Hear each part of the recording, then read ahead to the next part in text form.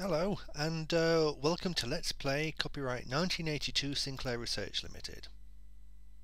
Well, actually no, that's not the game we're looking at today. The game is actually called Lords of Midnight, and what we're looking at here is just a welcome scream, screen from the ZX Spectrum, which is the computer it was released on back in 1984, a bit of a while ago. So let's just start it loading, if I can remember which key is load.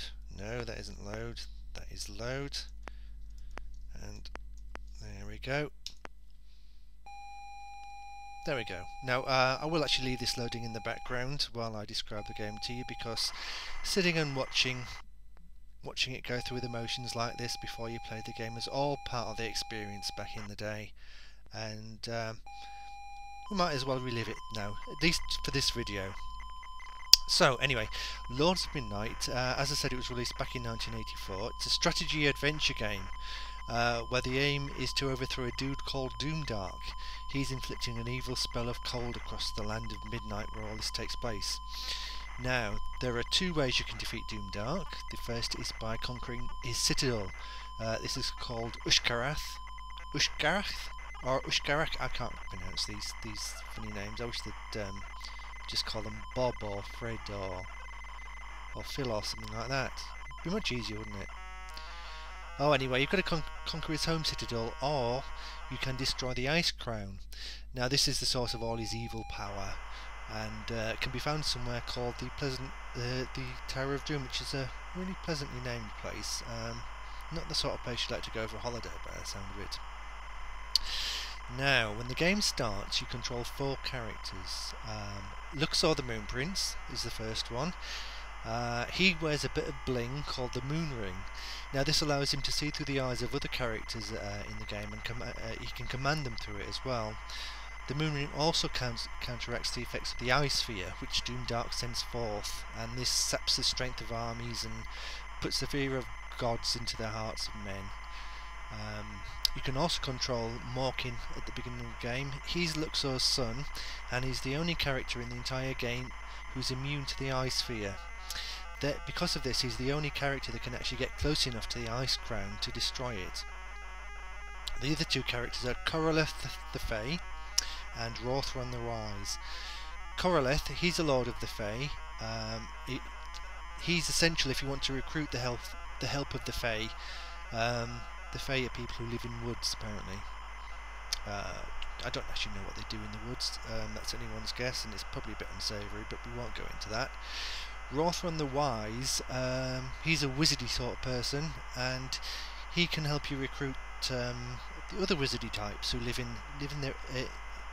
away in their impregnable towers. At least that's what it says here. So you've got the two ways to defeat Doomdark. Doomdark can defeat your good guys in a couple of ways as well. He can kill both Morkin and Luxor, or if he can kill Morkin and also conquer the main citadel of Sir Jorkith in the south of Midnight, he'll also win the game. Right, now one of the main selling points of the Lords of Midnight was it took place in a huge map. So I'm just going to bring that up now, and we'll take a look at the map while the game continues to load in the background. Right, so this is the map of the Lands of Midnight. Now, I don't actually know how well this is going to come out on YouTube, but I will include a link to the map actually in the description of the video, so you can download it if you want to and have a look. So let's just have a quick look at Tower of the Moon. This is where the four characters start out from, just down there. And I've got a visitor who I'm just going to ignore. And up here, this is where the Tower of Doom is. Now this is where Morkin has to get to in order to destroy the Ice Crown. And just below it is the Citadel of Ushgarach. I can't actually read that particularly, even I can't read it, and I'm looking at quite a good quality copy of it. But anyway, there it is. This is where you need to send all your armies to if you want to defeat Doomdark, by military strength. On the other hand, if he wants to defeat your armies, he has to come all the way down to here. where is the Citadel of Zajorkith. Hopefully that's how you pronounce it. Now, as you can see, there's plenty of other things going on the map, plenty of other places to visit, people to see, places to go, that sort of thing. And the strategy I'm going to be trying out in this Let's Play is starting off here. Is I'm going to obviously I'm going to be sending Morkin up this side of the map, up to around about here, and then hopefully into the Tower of Doom. To defeat to get the Ice Crown, while at the same time I'm sending Corolith the Fae off into the foresty bits down here and around here and thereabouts to recruit the Fae, whereas Rothron the Wise will be going from here to the towers such as there, or the Tower of Corolay and other places like that, to recruit more allies. Luxor, in the meantime, will be staying roughly around about this area. Doomsdark always knows where Luxor is because he can sense the moon ring. So what I'm hoping to do is, as I recruit more allies, is just to keep sending them around to the Plains of Blood, where hopefully Doomdark is going to funnel all his enemies down, and we can meet them there. Bit of argy-bargy, bit of heated words, you know, voices raised, that sort of thing, and it'll be a bit of a pagger, and we'll win, and then hopefully can just march north then and take the Citadel of Ushgarak. That is the strategy, and it's the this is what I actually did back when I played the game when it was first released, and I did actually manage to complete the game that way. So using the combination of those two different strategies should hopefully lead to success. Famous last words, but it's what I'm going to try, and it's my Let's Play, so up yours if you don't agree. Okay, so the game has actually loaded now, so for the rest of this video I'll just give you a quick a quick tour of the sort of things we can see in the way the game's actually played, and then in the next video is when we'll actually start playing the game in earnest. So I'll just press the key there and off we go. Now, to begin with, as it says, we're standing at the Tower of the Moon. We're currently looking through the eyes of Luxor the Moon Prince. He's looking southeast. We can look at in other directions. For example, if I press the 1 key, we can look north. 2 is northeast, 3 is east, and so on and so on. If I want to move in the direction we're looking, we can do that by pressing it, the Q key, and you can actually just refresh that view again.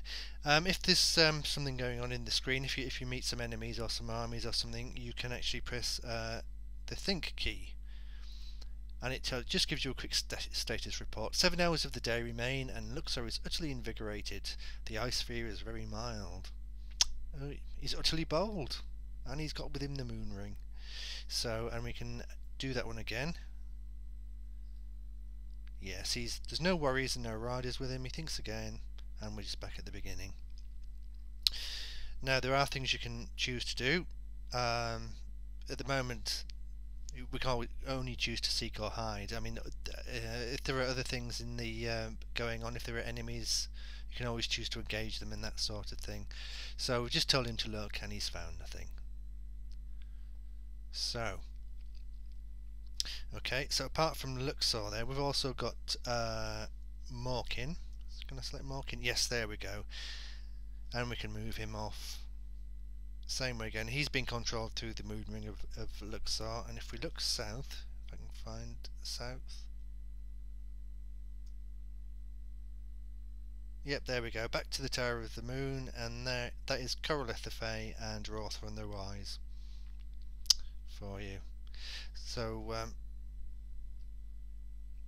and we can just obviously keep yes. So, are there some wolves there? What are the options then? Can we? We can choose to look. Morkin's found nothing. So, okay. Can we think again? No, we don't want to think again. Can we look then? That's it. So, go north, and There we go. I've moved north into the wolves and we can actually fight them. Let's see what happens if we fight them. He slew the wolves. There we go. So that's how combat is resolved during the day. Now each character can only move a certain distance per day, and obviously the more difficult the terrain gets, for example moving through forests there, like Morkin just did then, it takes a lot longer than moving through plains does, and that's all correctly modelled in the game. When it comes to night time, characters can't move anymore. They have to stop and rest. So typically what you do is you move all your characters during the day, and when each gets to night, as we've got here, you just stop and you press the night key. If I can find the night key. There we go. Now what's happening now is that the computer is actually processing Doomdark's moves and moving all his armies about and doing all that sort of rubbish, and if there's any battles going on between armies, they're resolved during the night also, and you get a report of them in the morning. So it can take a while. The Parallel Spectrum is not a very quick machine, and there's a lot going on here. So we'll just wait for this to finish, and hopefully it will. There we go. Back to it's on again, and all the characters have got their full set of moves restored again for this particular day. So I think that's it really. I can't think of anything more to show you. See, there's a little citadel towards there, and we can go there and head to it, and there we go, and seek and that sort of thing. Found shelter and is refreshed. Ah, nice. So there you go. Those are the mechanics. That's all about the game. Next video I'm actually going to start playing it properly. So hopefully I'll see you then, and we're going to kick Doomdark's arse.